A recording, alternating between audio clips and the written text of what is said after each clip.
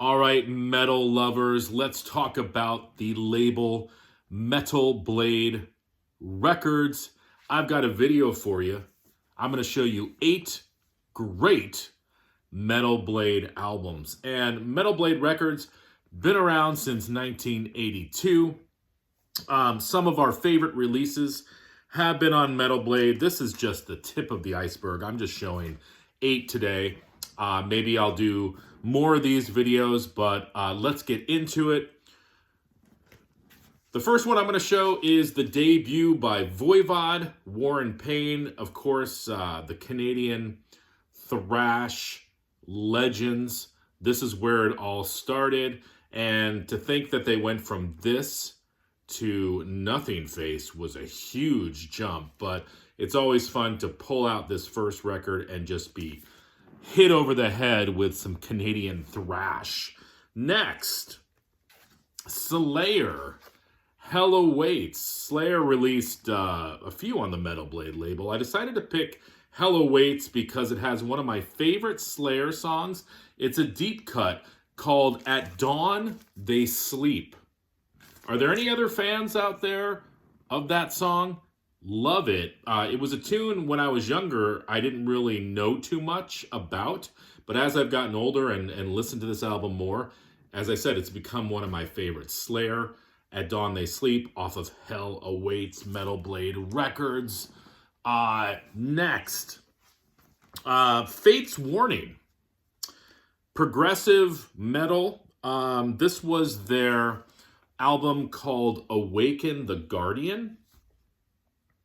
And a phenomenal vocalist, John Arch, sings on this record.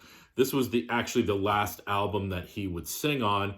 But if you're into progressive metal and you haven't listened to Fate's Warning, check them out. And again, this is called Awaken the Guardian. Now, this next band, one of my favorites, DRI. They released a few albums on the Metal Blade record. I decided to show this one. I love this album. I used to have it on cassette.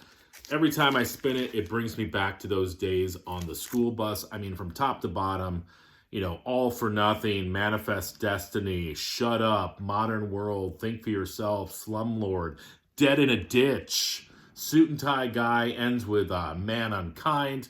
You've got Spike Cassidy on guitar. Saw these guys live. Great show. DRI, you know, I would consider them an underrated band.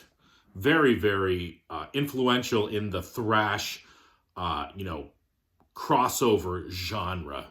Next, how about a band that is new to me, Heretic? And this is their album called Breaking Point.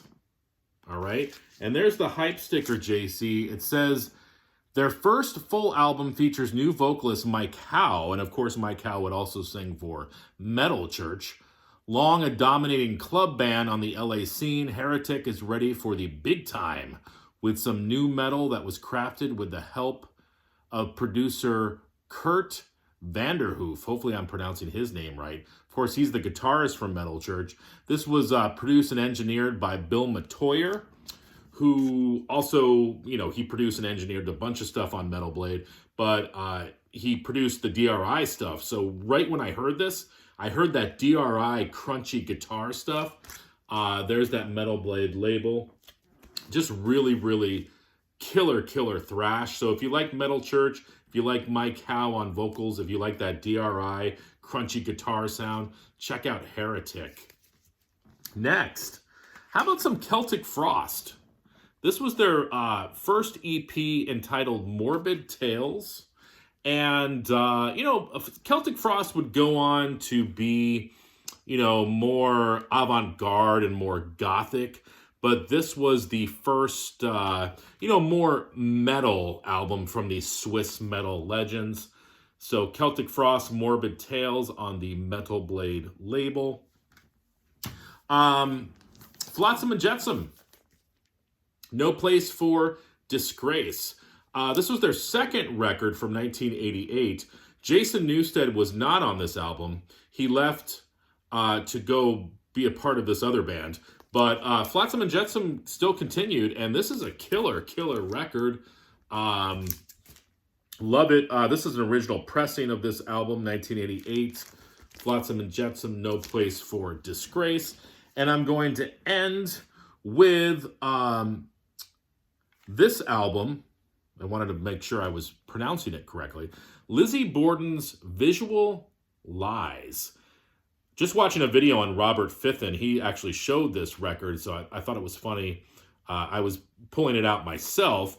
This is 1987. This is their third album. This included the hit Me Against the World on the Metal Blade label. There it is, shown on CD form. You know, I'm not a huge Lizzie Borden fan, but every time I hear them, you know, it just screams 80s, which is all right with me. So I wanted to show this album. So there you go, 8 great Metal Blade albums. Should I do more of these? I could probably show at least another 8. Let me know. All right, everyone. Bye.